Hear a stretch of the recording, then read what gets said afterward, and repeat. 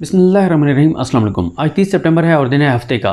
बात करेंगे लंदन में जो शर्मनाक सरेंडर की रस्म अदा कर दी गई है, उसके मामलात क्या हैं और कैसे जो जाली इनकलाबी सहाफ़ी हैं उनको धचका लगा है और उनकी हसरतों का चमन जो है वो उजड़ा है, उस पर तो बात करेंगे। लेकिन कल का दिन बड़ा पाकिस्तान पर भारी गुजरा। कल दहशतगर्दी के जो वाक़यात हुए, मस्तोंग में जो ईद मिलादुन्नबी सल्लल्लाहु अलैहि वसल्लम के जुलूस में धमाका हुआ, 50 से ज़्यादा लोग उसमें शहीद हुए। हंगू की मस्जिद में जो है वो ख़ुदकुश हमला हुआ और गो के वहाँ हमारी जो पुलिस है उन्होंने जो है वो काउंटर किया और एक ख़ुदकुश हमलावर को पहले मारा। तो फिर भी वहाँ पे शहादतें हुई, जो वहाँ पे एक और जो हमलावर है वो जब दाखिल हुआ वहाँ पर। और इसके अलावा पारा चनार में भी दहशतगर्दों से लड़ाई में एक पाक फ़ौज का जवान जो है वो शहीद हुआ है। इसी तरह से अफगान बॉर्डर पर टीटीपी के साथ झड़प में भी 4 जवान जो हैं वो शहीद हुए हैं। तो ये जो मामलात हैं सारे पाकिस्तान में बहुत एक बार फिर दहशतगर्दी की एक नई लहर शुरू हुई है। और इसमें जो है अगर आप पिछले माह की बात करें, यानी ये सितंबर चल रहा है, अगस्त की अगर आप बात करें तो अगस्त के जो फिगर्स हैं उसमें ये बताया गया कि 2014 के बाद ये पहला महीना था, अगस्त 2023, जब दहशतगर्दी के इतने ज़्यादा वाक़यात एक माह में हुए। तो हमें बतौर मुआशरा, बतौर कौम, बतौर रियासत, बतौर हुकूमत, हम सब को जो है वो अपने जो अहदाफ़ हैं, दुरुस्त अहदाफ़, तरजीहात, उनका तयन करना होगा और पूरी कौम को मिलकर और मुतहद होकर इन दहशतगर्दों के ख़िलाफ़ जो है वो लड़ना होगा। तो मामला ये भी है कि अब टीटीपी ने तो खैर लातलगी का इज़हार कर दिया कल के जो हमले हैं उसके हवाले से। तो बहरहाल अल्लाह ताला रहम करे, अल्लाह ताला करम करे, लेकिन ये बहुत परेशान कौन है दहशतगर्दी की जो नई लहर है। इसके अलावा उस पर इसाक डार साहब और नवाज शरीफ साहब के मामले पर आने से पहले एक और ख़बर जो बशीर मेमन साहब का, आप वो भी देख चुके होंगे कि बशीर मेमन जो DGFI थे, जिनको इमरान खान के ख़िलाफ़ लॉन्च किया गया था, उतारा गया था मैदान में, जिनकी बहुत ब्रांडिंग की थी जियो ने और इन सारों ने, पहुंची वहीं पे खाक जहां का खमीर था। तो बशीर मेमन साहब जो हैं वो मुस्लिम लीग नून में शामिल हो चुके हैं। तो वो पहले ही अलाइंड थे इनके साथ। और यही देखें ना, नून लीग का यही पैटर्न है कि नून लीग के दौर नून लीग जब अपोजिशन में थी, जब इक़्तिदार में नहीं थे और इनकी करप्शन और लूट मार के तसाब होने लगा, तो इन्होंने उस वक्त बशीर मेमन साहब के साथ डेफिनेटली बैक एंड पे कोई मामलात होंगे, तो इनका बशीर मेमन साहब ने कोई एहतसाब नहीं किया, बल्कि उन्होंने रेजिस्ट किया, रुकावट बने। और अब बशीर मेमन साहब को उसके बदले में नून लीग में शामिल किया गया है, अहम जिम्मेदारी दी जाएगी और हो सकता है बशीर मेमन साहब को ये सेनेटर बना दें या कहीं ऐसी जगह से टिकट दे दें, कोई मखसूस नशिस्त दे दें। यानी ज़ाहिर है मखसूस नशिस्त उनको तो नहीं मिलेगी, यानी कोई उनकी फैमिली में से किसी खातून को दे देंगे। मतलब शरीफ ख़ानदान का कहने का मकसद ये है कि वो उन लोगों का ख्याल रखता है जो उनका ख्याल रखते हैं, जो उनका एहतसाब नहीं करता उसको वो नवाजते हैं।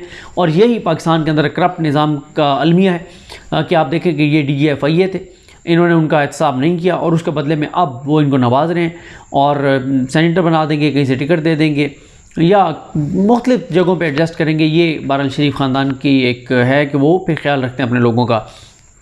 इसके अलावा सिंध में वो जो एक वाक़या हुआ जिसमें 4 जो शहरी हैं वो मारे गए और उनको मारा गया, तो उनको कत्ल किया गया। तो उस पर अब जो है वो एक इंक्वायरी का भी हुक्म दे दिया गया है और साथ ही FIR भी कट गई है। तो वो जो धरना 20-21 घंटे जारी था वो बहरहाल ख़त्म हो गया है। अब आ जाएँ इसाक डार साहब पर कि इसाक डार साहब जो है वो कल मीडिया के सामने आए। मामला यह है कि मियां नवाज शरीफ जो कि इस वक्त लेट चुके हैं, दरमियान में एक बार वो उठे थे, खड़े होने की उन्होंने कोशिश की थी, लेकिन फिर उनको जो है वो उन्हें ज़रा झंझोड़ा गया है, उन्हें ज़रा बताया गया है, सियासी औकात उनकी याद दिलाई गई है। उन्हें बताया गया है कि आप अपने पाँव पर नहीं खड़े, आप जिन बैसाखियों पर खड़े हैं तो आप ये मत समझें कि आप ये जो खड़े हैं तो आप अपने पाँव के ऊपर खड़े हैं, आप अपने पाँव के ऊपर नहीं खड़े, लिहाजा ज़्यादा चालाकियाँ दिखाने की ज़रूरत नहीं है। मियां नवाज ने 18 सितंबर को जब बयान दिया कि जनरल बाजवा का एहतसाब होगा, जनरल फैज़ का एहतसाब होगा, तो यहाँ एक बार फिर जो जाली इनकलाबी सहाफ़ी हैं वो एक्टिव हो गए थे। उन्होंने जनाब यहाँ पे कोहराम मचाया, मियाँ छा गया, मियाँ आ गया, मियाँ डट गया, मियाँ लड़ गया, मियाँ बर्बाद कर देगा, मियाँ तबाह कर देगा, मियाँ ये कर देगा, मियाँ वो कर देगा।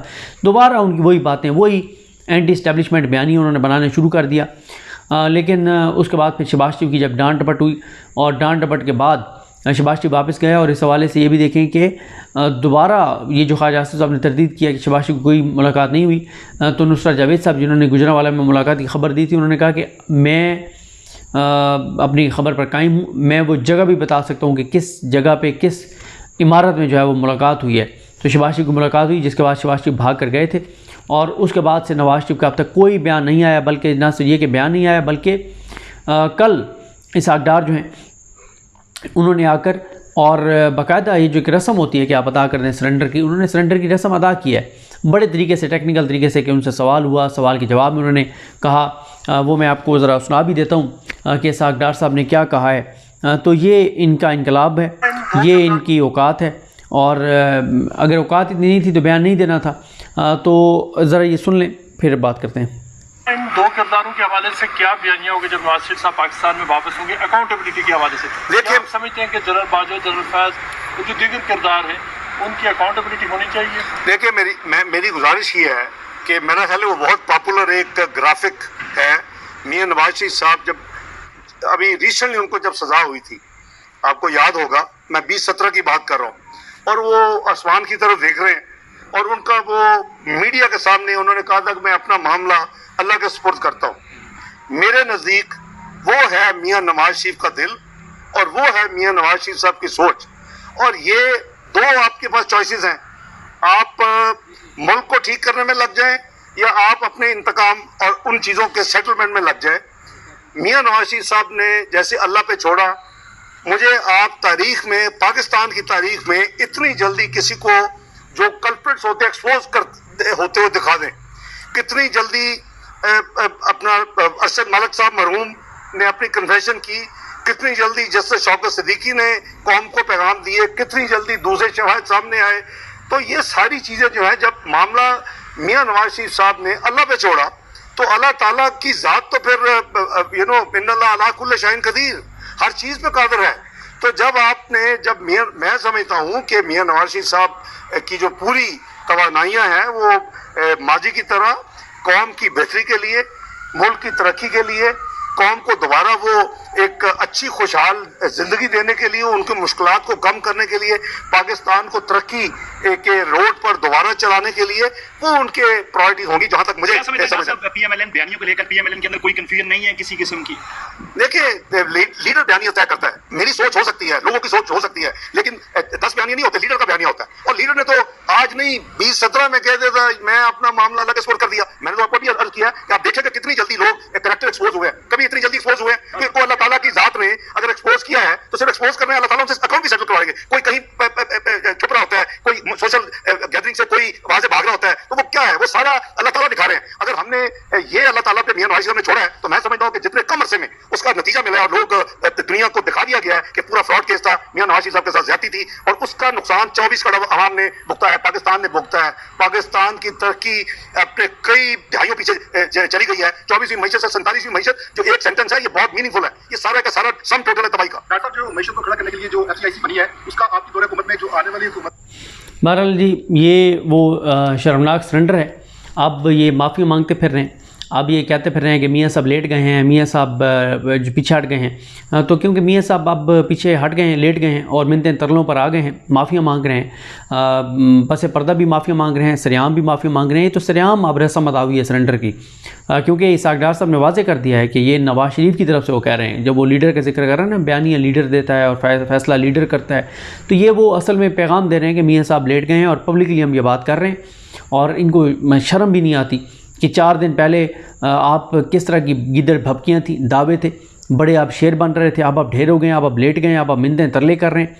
तो मेरा ख्याल है कि मियाँ साहब क्योंकि लेट गए हैं तो लिहाजा खामोशी के साथ आराम से वो सारे सहाफ़ी जिन्होंने बड़े बड़े ट्वीट्स किए थे वो बेहतर है अपने ट्वीट्स डिलीट कर दें, जिन्होंने वीलॉग किए थे वो वीलॉग प्राइवेट कर दें, और आप लोग भी ज़रा धीमे हो जाएं क्योंकि मियाँ साहब जो है वो पीछे हट चुके हैं। मियाँ साहब डील के तहत ही आएंगे, और जब आप डील करके आते हैं और जब आप करप्शन और लूट मार आपने की होती है, जब आपको ज़बरदस्ती बरी कराया जाता है, जब आपको ज़बरदस्ती ज़मानतें दिलवाई जाती हैं, जब आपको 50 रुपये के इस्लाम पेपर भेजा जाता है, जब आपको इमरान खान से बचाया जाता है, जब इमरान खान को उठा के आपको इक़्तिदार में लाया जाता है, जब उसके बाद आपके नैब के सारे केसेस बंद कराए जाते हैं, तो फिर ज़ाहिर है उसके बदले में कुछ चीज़ें आपको करनी पड़ती हैं और ऐसे नहीं होता जो आप करना चाह रहे हैं। तो इन्होंने 100 जूते भी खाएँ, 100 प्याज भी खाए हैं, और अब इन्होंने जो है ना वो कमाल जो है वो ढटाई के साथ जो है ये माफ़ियाँ मांग रहे हैं, अपने बयानी से हट रहे हैं। और ये बहरहाल मैं समझता हूँ कि मीडिया के सामने आकर एक रस्म उन्होंने अदा की है कि अब वो क्लिप भेजा होगा उन्होंने हर जगह के, देखें जी हमने तो मीडिया पे भी कह दिया है कि कोई एहतसाब नहीं, कोई इंतकाम नहीं। भाई आप इंतकाम तो है ही नहीं, ये तो आप एहतसाब की बात है। आप एक तरफ कहते हैं कि मुल्क को तबाह कर दिया, बर्बाद कर दिया, तो मुल्क को तबाह बर्बाद जिन्होंने किया आप करें एहतसाब, इतनी आपकी औकात है नहीं। जब औकात नहीं है तो फिर बातें भी ना किया करें। तो ये कुछ चीज़ें थी जो मैंने आपके सामने रखी। और अलबत्ता एक शर्त नून लीग जो है वो मुसलसल रख रही है, नवाज शरीफ से लेके मरीम नवाज से लेके सब एक ही बात कह रहे हैं कि इमरान खान की ज़मानत नहीं मिलनी चाहिए। नंबर 2 इमरान खान इलेक्शन में नहीं होना चाहिए। नंबर 3 तहरीक इंसाफ इलेक्शन में नहीं होनी चाहिए, बल्ले का निशान नहीं होना चाहिए। ये वो उनकी शराइत हैं। वो कहते हैं कि ठीक है हम उस बात से तो हट गए हैं पीछे जो हमने 18 सितंबर को कही थी, लेकिन ये जो 4 चीज़ें हैं इस पे हम कंप्रोमाइज़ नहीं करेंगे। और ये आपको करनी पड़ेगी कि मियाँ साहब जब आएँ, इमरान खान जेल में हो, और मियाँ साहब उसके बाद महीना 1.5 महीना जब तक उनकी लीगल चीज़ें चल रही होंगी, इमरान खान जेल में होना चाहिए, ताकि कोई इमरान खान अगर बाहर होंगे हो सकता है वो कॉल दे दें, लोग निकल आएँ, एक अदालतों के ऊपर दबाव आ जाए कि वो कंप्रोमाइज़ कोई एक आध जाट जाए तो काम ख़राब ना हो जाए। तो इसलिए वो कहते हैं कि इमरान खान बहरहाल जेल में रहना चाहिए, इलेक्शन में इमरान खान बाहर नहीं होना चाहिए, PTI का टिकट किसी के पास ना हो, बल्ले का निशान ना हो। ये शराइत हैं शरीफ ख़ानदान की। वो कहते हैं कि ये हमें लेवल प्लेइंग फील्ड देंगे आप, तो फिर हम जो है वो इलेक्शन जो है वो लड़ेंगे कि ना इमरान खान का नाम हो, ना पार्टी हो, ना निशान हो, ना वो ख़ुद हो, तो तब हम इलेक्शन लड़ेंगे। तो ये उनके नज़दीक साफ़ शफाफ इलेक्शन और लेवल प्लेइंग फील्ड का क्राइटेरिया है। तो इससे ज़्यादा बुज़दिली हो नहीं सकती। और नाम के बहादुर हैं, नाम के शेर हैं, अब इनको बकरी बना दिया गया है। और अब ये माफ़ियाँ आके TV चैनल्स पे मांग रहे हैं और कह रहे हैं नहीं मियाँ साहब की डिक्शनरी में तो इंतकाम का लफ्ज़ ही नहीं है, एहतसाब का लफ्ज़ ही नहीं है, और कोई मियाँ साहब किसी से हिसाब नहीं लेंगे। और मियाँ साहब वही अपना वो जो करप्शन लूट मार करते हैं इक़्तिदार में आके वही करेंगे। मुझे अपने दुआ में याद रखें। अल्लाह करीम हम सब का हामी नासरो। अल्लाह हाफ़िज़।